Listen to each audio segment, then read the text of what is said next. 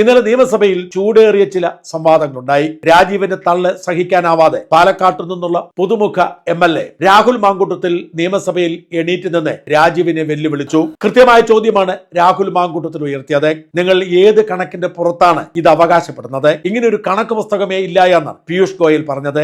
അഥവാ അങ്ങനെ ഉണ്ടായിരുന്നെങ്കിൽ ഏറ്റവും ഒടുവിലെ കേരളം വരുമായിരുന്നു എന്നും പീയൂഷ് ഗോയൽ പറഞ്ഞു എന്നാണ് രാഹുൽ മാങ്കൂട്ടത്തിന്റെ പ്രഭാഷണം. പൊട്ടിത്തെറിച്ചുകൊണ്ട് ഈ രാജീവ് എണീറ്റ് പറഞ്ഞു, നിങ്ങൾ കേരളത്തിന്റെ ശത്രുവാണ്. ജൂനിയറായ ഒരുത്തന്റെ വർത്താനത്തിന് മറുപടി പറയേണ്ട ബാധ്യതയൊന്നും ഞങ്ങൾക്കില്ല, എന്നിട്ടും ഞങ്ങൾ പറയുന്നുവെന്ന്. രാജീവിന്റെ വിവരക്കേടിൽ ചാടിപ്പിടിച്ചത് PC വിഷ്ണുനാഥ് ആയിരുന്നു. നാണമുണ്ടോ രാജീവിനെ പോലൊരാൾ ഇങ്ങനെ വലുപ്പ ചെറുപ്പത്തെ കുറിച്ച് പറയാൻ? ഈ സഭയിലിരിക്കുന്ന 140 പേർക്കും ഒരേ അവകാശമാണ് എന്ന് പറഞ്ഞ് PC വിഷ്ണുനാഥ് തിരിച്ചടിച്ചു. മൂവാറ്റുപുഴ MLA മാത്യു കുഴൽനാടൻ അപ്പോഴേക്കും ചാടി എണീറ്റു. രാജീവിന്റെ പച്ചക്കള്ളത്തെ കൃത്യമായ ചോദ്യങ്ങൾ ഉന്നയിച്ചുകൊണ്ട് കുഴൽനാടൻ ഖണ്ഡിച്ചപ്പോൾ ഉത്തരം മുട്ടി ഇണ്ണ വരയ്ക്കുകയായിരുന്നു വ്യവസായ മന്ത്രി. കുഴൽനാടനെയും രാഹുൽ മാങ്കൂട്ടത്തിലും പിന്തുണച്ചുകൊണ്ട് അങ്കമാലി MLA റോജി M ജോണും രംഗത്ത് വന്നു. എന്തായാലും P രാജീവ് എന്ന നുണയനായ നേതാവ്, കപടനാട്ടിക്കാരനായ നേതാവ്, കോൺഗ്രസിലെ ചെറുപ്പക്കാരുടെ ചാട്ടുളി പോലെയുള്ള ചോദ്യങ്ങൾക്ക് മുമ്പിൽ നിന്നുയർത്ത കാഴ്ച സഭയെ ചിരിപ്പിച്ചു. യുവ നേതാക്കന്മാർ ഒരുമിച്ച് ചോദ്യം ചെയ്തപ്പോൾ ഉത്തരം മുട്ടിയ P രാജീവ് എന്ന മന്ത്രി തന്റെ കള്ളക്കണക്ക് പുറത്തായി ജനത്തിനു മുൻപിൽ തുണിയിരിക്കപ്പെട്ട അവസ്ഥയിലേക്ക് മാറുന്ന കാഴ്ചയാണ് നമ്മൾ കണ്ടത്.